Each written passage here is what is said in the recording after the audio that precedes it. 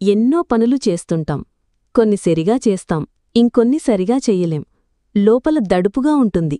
ఈ పనివల్ల పుణ్యం వస్తుందో పాపమే వస్తుందోనని. మంచి చేస్తున్నానో లేక చెడ్డ చేస్తున్నానో అని లోపల సంశయం. వీటితో ఏ పనీ చేయలేకపోతున్నాను. నేనెలా భావించాలి? ఎలా ఆలోచించాలి? ఏదు మంచి మార్గం? బుద్ధియుక్తో జహాతీహ ఉభేను కృతదుష్కృతే తస్మాద్యోగాయ యుజ్యన్వ యోగః కర్మసు కౌశలం. ఫలాకాంక్ష లేకుండా కార్యసిద్ధి కలిగినా కలక్కపోయినా దైవానుగ్రహమని సమానభావనతో స్వీకరించడానికి సిద్ధపడి ఏ పనివైనా చెయ్యాలి. ప్రతి పనిని ఇలా చేయడానికి అలవాటు పడితే ఫలాంశాన్ని భగవంతునికి వదిలివేయగలిగితే బాధ్యత మనపైన ఉండదు.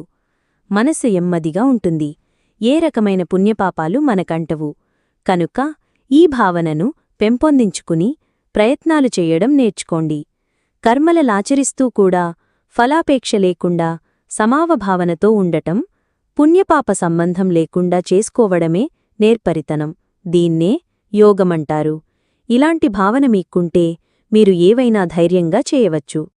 Friends, please subscribe, like, share and comment మన ఛానల్.